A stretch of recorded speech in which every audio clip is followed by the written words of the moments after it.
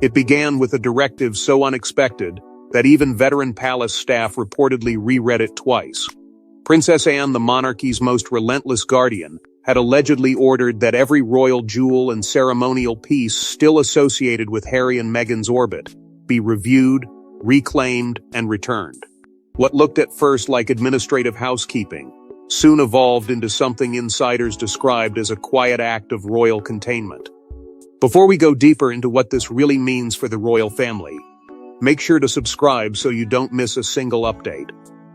Reports suggest the discussion did not begin with confrontation, outrage, or even public disagreement. According to various interpretations circulating through royal commentary circles, what triggered concern was something far quieter, and in palace terms, potentially far more serious: an internal review process tied to ceremonial inventory and archived royal holdings. At first glance, there appeared to be nothing extraordinary about it. Institutions review records. Collections are updated. Custodians verify ownership. Yet those familiar with how the monarchy traditionally handles these matters have quietly suggested that the urgency surrounding this particular review felt unusual. The alleged instruction was not framed as punishment. Palace observers repeatedly emphasized that. There were reportedly no emotional declarations, no dramatic ultimatums, no attempts at public humiliation.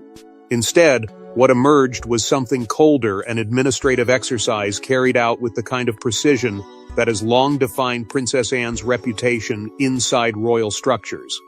If reports are accurate, the process focused on determining which ceremonial items remained tied to active institutional function, and which belonged permanently within Crown continuity systems. That distinction may sound technical, but inside royal life, technical distinctions often become the entire story. Princess Anne has spent decades building a reputation, not through speeches or headlines, but through relentless adherence to duty. Even among those who interpret royal reporting differently, one description appears again and again. She is viewed as someone who treats monarchy less like a family and more like an institution that survives only through rules. And according to insiders whispering about this review, that philosophy may have shaped every decision that followed. By this stage, Harry and Meghan had long occupied a complicated position within the public imagination. They remained globally recognizable figures, permanently linked to royal identity, yet increasingly removed from official working structures.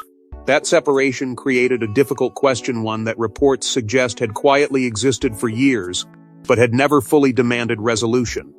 What happens to symbols of institutional representation when the individuals connected to them no longer perform institutional roles?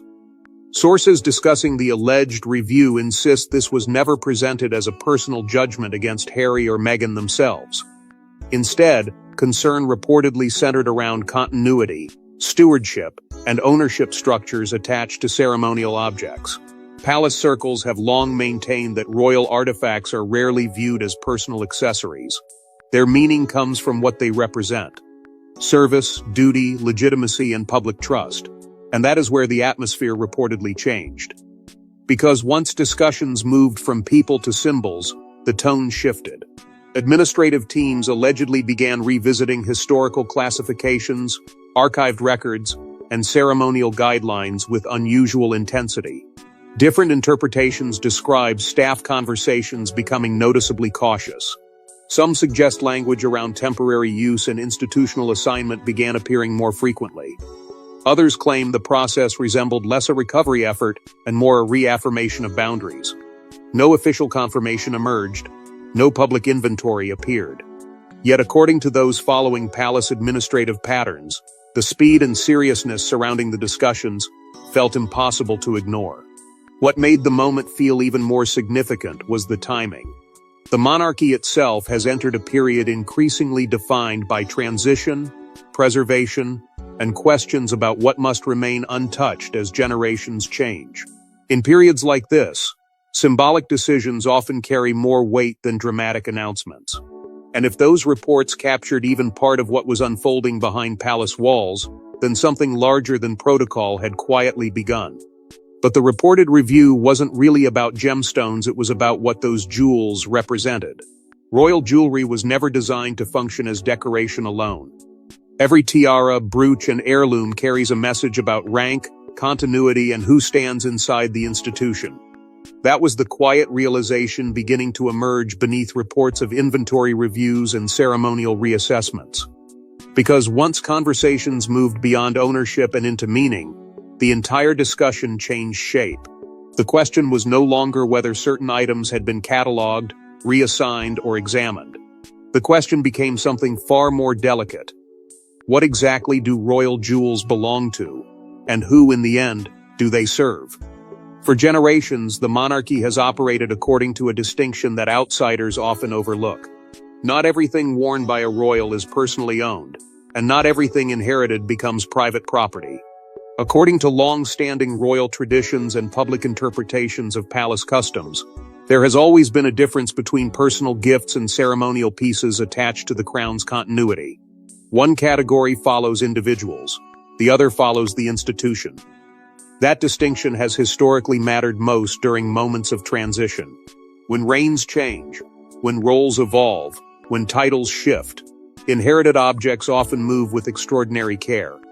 Not because of their material value, but because they are treated as carriers of responsibility. Reports and royal historians have long suggested that certain pieces become associated with office, service, and public representation rather than individual identity. In that world, possession and permanence are not necessarily the same thing. And that is where the discussion surrounding Harry and Meghan reportedly became more complicated than many expected. Because distance creates ambiguity. When public duties change but public recognition remains, old assumptions suddenly become less stable. The traditional understanding has often been simple. Active roles carry active symbols. Yet when individuals step away while maintaining historical connection, the lines become harder to define. Palace interpretations have long suggested that ceremonial access exists within a broader framework of institutional trust. But what happens when someone remains globally identified with the monarchy while no longer operating inside its official structure? That question reportedly lingered quietly for years. Royal commentators have often pointed out that the palace rarely rushes to answer difficult questions. Instead, systems evolve slowly. Reviews happen privately. Boundaries become clearer over time rather than overnight, which is why some observers interpreted the alleged discussions not as a sudden reaction, but as part of a larger process already underway. Traditions surrounding loans and returns reportedly reflect that philosophy. A ceremonial item may accompany one generation and later return to support another. A piece can become deeply associated with a person and still remain connected to something larger than that person. In that sense, return is not always rejection.